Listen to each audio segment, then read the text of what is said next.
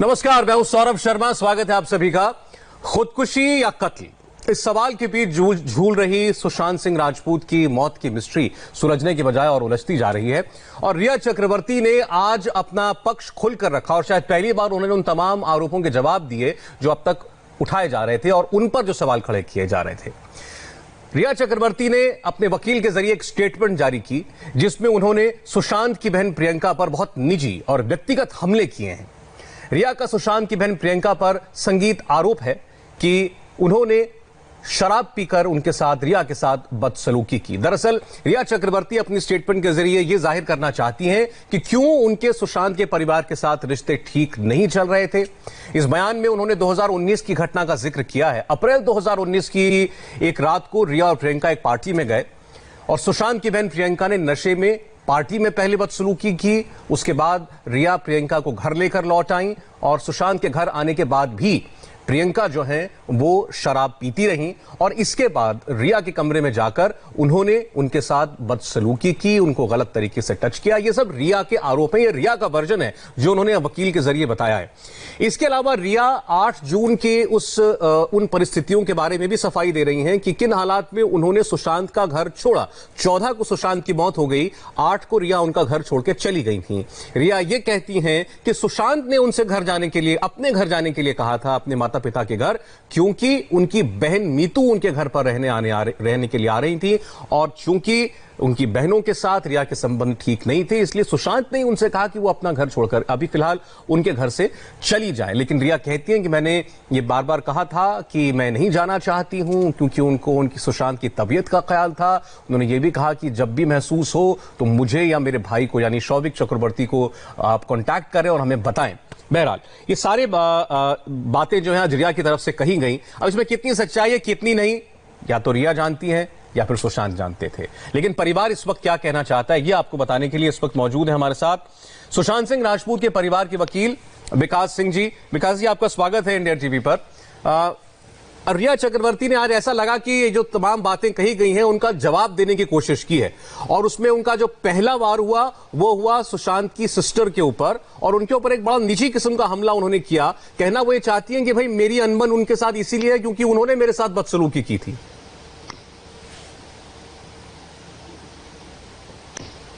देखिए, जो रिया अब कहना चाह रही हैं इस स्टेटमेंट के द्वारा, कायदे से तो जो हमने एफआईआर में दर्ज कराया है सारा कुछ एक एक करके साबित हो रहा है। पूछिए कैसे?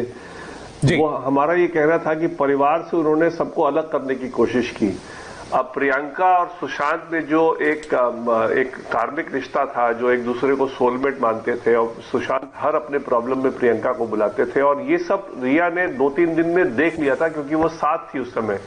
जब वहां रिया जिंदगी में आई तो प्रियंका इत्तेफाक से, प्रियंका और उसके हस्बैंड दोनों साथ थे वहां सुशांत के साथ। तो जब रिया ने देखा कि इतना उनका घनिष्ठ संबंध है और प्रियंका का अकाउंट्स में भी हस्तक्षेप है और सारे घर के नौकरों के ऊपर भी, अकाउंटेंट से भी, बिजनेस में भी, हर चीज में प्रियंका का हस्तक्षेप है, तो इसने प्रियंका से अलग करने के लिए एक षड्यंत्र ये रचा कि एक रात ऐसा इंसिडेंट के बारे में जिक्र किया जिस रात को वो, उसके रात के अगले रात वो फिर पार्टी में गई उनके साथ। तो इसलिए ये सब जो उसने मनगढ़ंत चीज जो बनाई है अभी आज के स्टेटमेंट में, वो हमारी जो सारी बातें हैं एफआईआर में वो दर्ज प्रूव करती हैं। दूसरी बात कह रही हैं कि जो फ्यूनरल हुआ हमारा लिस्ट में नाम नहीं था, तो लिस्ट में कैसे नाम होगा जब परिवार को आप पर ही शक है। 25 फरवरी से आप पर शक है कि आपने सुशांत की जिंदगी बर्बाद की और सुशांत की जिंदगी में आकर के अल्टीमेटली उनको सुसाइड तक लेके गई, तो कैसे आप एक्सपेक्ट करती थी कि आपको फ्यूनरल में इनवाइट किया जाएगा? तो इसका मतलब वो खुद एक तरह से एक्सेप्ट कर रही है कि परिवार को बिल्कुल, क्योंकि अगर उनके साथ उन पे शक अगर नहीं होता तो 20 लोग के इन्विटेशन में वो इमीडिएट गर्लफ्रेंड वही थी, उनका नहीं बुलाने का मतलब ही नहीं बनता था। तो इसलिए ये दूसरा चीज उन्होंने प्रूव कर दिया हमारे लिए, हमारे काम को ऐसे आसान करते चले जा रही हैं। तीसरी बात जो कह रही है कि ईडी ने कुछ नहीं पाया, अरे ईडी का सर्टिफिकेट देने का राइट इनको कहां से आ गया? ये तो ईडी देगा अपने फाइनल इन्वेस्टिगेशन के बाद, और जितना कैश विड्रॉल हुआ है उसको कैसे अकाउंट करेंगी ये? तो इसलिए ऑफिस के नाम पे कैश विड्रॉल करवाती थी रोज। अब वो पैसा कहाँ गया? अगर इनके पास पैसा अकाउंट में नहीं है, किसी और उसमें खर्च हुआ है, तो वो अलग चीज है। बहुत सी बातें अभी ईडी निकालेगी सारा उनको देखने के बाद। तो इसलिए जो जो आरोप उन्होंने आज लगाए हैं, आप सच पूछिए तो वो सारे आरोप जो हमारा कहना है, हमारे एफआईआर के अंदर जो हमने उनके खिलाफ एलिगेशन लगाया, वो एक एक करके प्रूव करता है। परिवार को पिता से अलग कर दिया, बहन से अलग किया, फिर पिता से अलग किया, तो ये तो उनका सारा काम ही था, उनका षड्यंत्र था इसमें। अच्छा, जहां तक आदित्य ठाकरे का नाम है, पता नहीं क्यों उन्होंने लिया, हमने तो आदित्य ठाकरे का नाम लिया ही नहीं है। तो अगर वो केस जो परिवार ने दर्ज किया उसको डील करना चाहती है तो आदित्य ठाकरे का नाम तो लेना नहीं चाहिए था, क्योंकि परिवार ने तो आदित्य ठाकरे का नाम लिया नहीं है। तो वो मीडिया में जो अफवाहें चल रही हैं उसको जवाब देना चाह रही है, तो उसके लिए तो मैं कुछ नहीं कह सकता, क्योंकि मीडिया में क्या क्या लोग चला रहे हैं। परिवार ने तो कभी भी किसी पॉलिटिशियन का नाम नहीं लिया, क्योंकि हम इररिस्पॉन्सिबल, इनके वकील जैसा, इनके वकील ने कोर्ट में प्रेस क्लिपिंग के बेसिस में एक इररिस्पॉन्सिबल स्टेटमेंट दिया कि नीतीश कुमार जी इन्वॉल्व हैं। अरे हम भी प्रेस कटिंग लगा करके दिखा सकते थे सुप्रीम कोर्ट में कि महाराष्ट्र के सीएम जो नाम ले रहे हैं वो इन्वॉल्व है, लेकिन हमने कभी ऐसा गैर जिम्मेदारा काम नहीं किया। हमने नहीं समझा कि हम प्रेस क्लिपिंग को हम रिलाई करके कोई इस तरह की बात करें। और ये खुद ही अगर आदित्य ठाकरे की बात बोल रही है तो इसका मतलब कहीं ना कहीं कुछ उनके मन में कुछ दाल में काला है, ये छुपाना चाह रही। क्यों इस आदित्य ठाकरे का या दिनों बोरिया का नाम ले रही है? तो कहीं परिवार के एफआईआर में कहीं है ही नहीं इस तरह की बातें कुछ बोली हुई।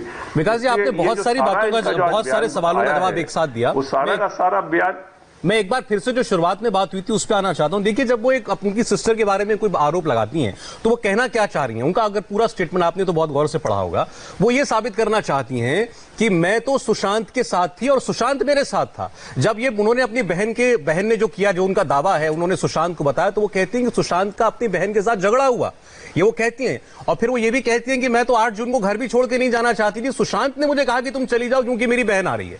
सो वो ये प्रूव कर रही हैं कि सुशांत और मैं एक थे, परिवार अलग था। देखिए, परिवार का तो आप लोगों ने, हर चैनल ने चित्र दिखाया है। इस परिवार कितना ये जुड़ा हुआ था ये सब लोग जानते हैं, इसमें कोई दो राय। इनफैक्ट इसकी जो बड़ी बहन है रानी, उसने तो मां के जैसा इसको पाला है, क्योंकि मां का तो देहांत 2002 में हो गया था।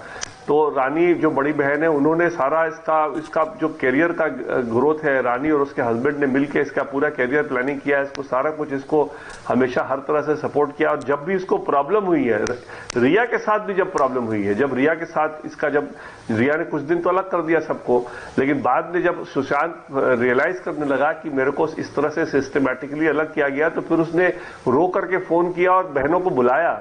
सितंबर में भी फोन किया, नवंबर में भी किया। नवंबर में माफी मांगी प्रियंका से और सबको बुलाया, सारी बहनें पहुंची। अगर देखिए, परिवार में कोई अगर कुछ भी मतभेद होता तो क्यों बहनें इस तरह से जाती? और बहन गई, लाने की बात भी हुई, सब कुछ हुआ। बहनों के साथ बिटवीन नवंबर ऑफ 19 से लेकर के टिल द डेथ बहुत अच्छा रिलेशनशिप था, और अप्रैल 19 से पहले बहुत अच्छा रिलेशनशिप था। जो खराब किया था सिर्फ इन्होंने चंद महीनों के लिए खराब किया था। अच्छा, बहनों का भी क्या है ना, सब अपने अपने जिंदगी में है। अगर उन्होंने कोई बदसलूकी का एलिगेशन इस तरह का लगा दिया जो कि बहनों को बहुत ही अजीब सा लगा कि ऐसा एलिगेशन लग गया है, तो बहनें अपने अपने जिंदगी में कुछ दिन रही।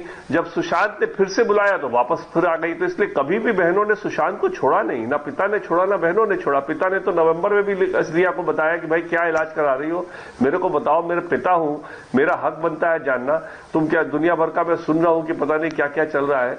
तो इसलिए जो, अच्छा, फिर 8 जून की आपने अभी बात छेड़ी है।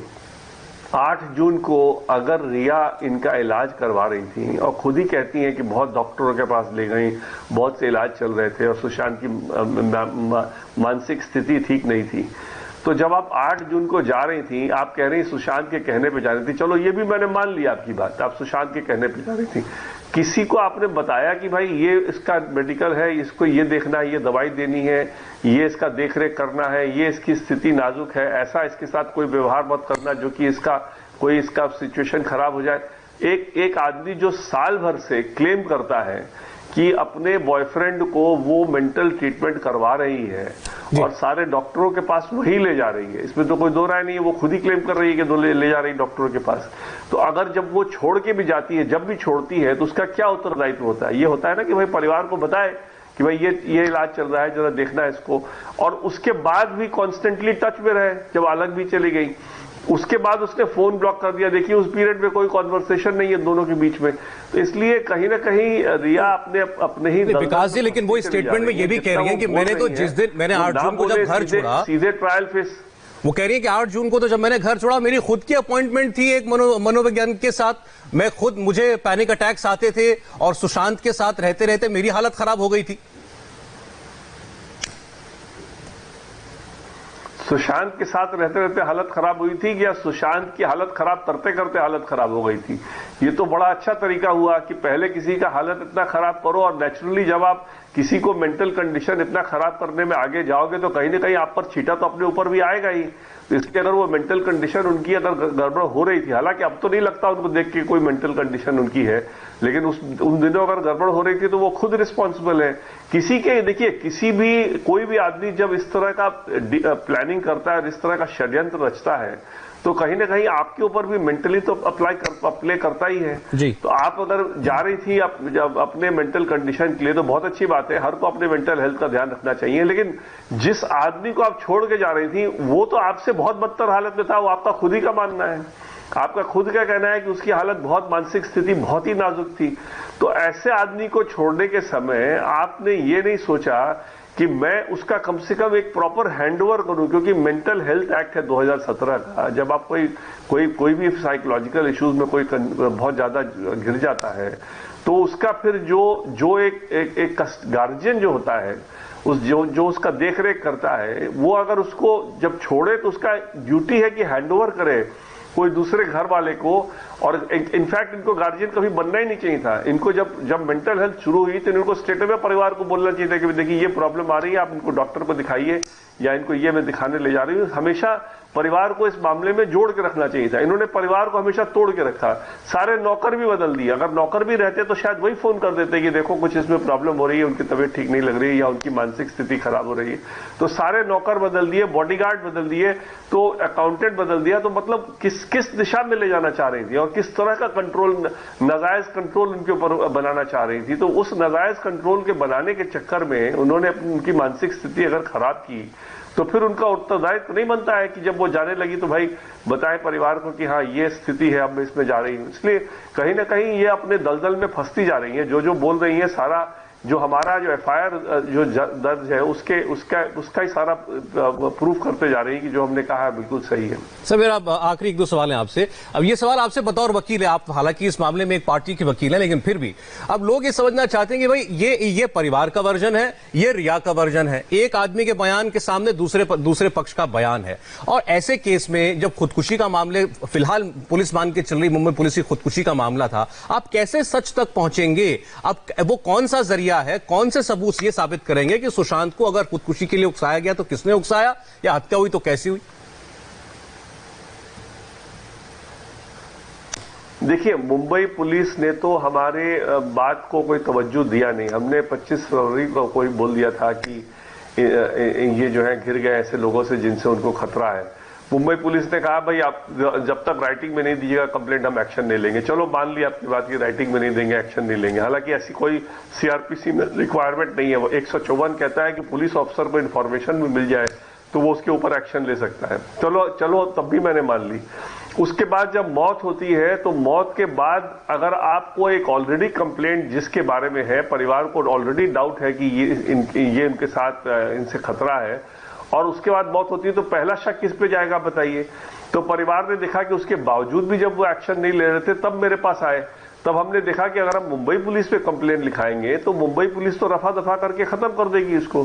तो इसलिए इन्वेस्टिगेशन जब होगा तभी हम जो बात कह रहे हैं सारी प्रूव होगी। इन्वेस्टिगेशन तो हो ही नहीं रहा है, मुंबई पुलिस ने इन्वेस्टिगेशन तो किया ही नहीं, उनके हिसाब से तो कोई ऑफेंस ही नहीं कमिट हुआ है। तो वो तो इंक्वेस्ट जो कि एक दिन में होना चाहिए, उसी इंक्वेस्ट को 60-65 दिन चले जा रहे हैं।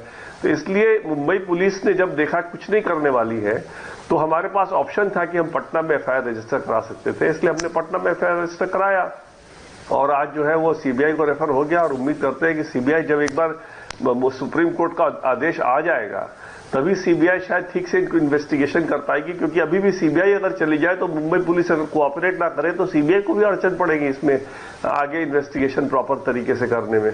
तो उम्मीद कर रहे हैं जल्दी से जल्दी सुप्रीम कोर्ट का जजमेंट आ जाए, तब सीबीआई इसमें अच्छी तरह से सब प्रॉपर हैंडओवर ले मुंबई पुलिस से और इसको हमारे जो भी हमारे शिकायत है उस शिकायत को प्रॉपर इन्वेस्टिगेट करे। और जो हम कह रहे हैं अगर उसका तथ्य मिलता है तो इन पे चार्जशीट फाइल होगा, तथ्य अगर नहीं मिलता है तो नहीं फाइल होगा चार्जशीट। इसलिए ये तो अब सारा इन्वेस्टिगेशन का मामला है जो कि हमारे हाथ में नहीं है, वो तो सीबीआई को ही करना है।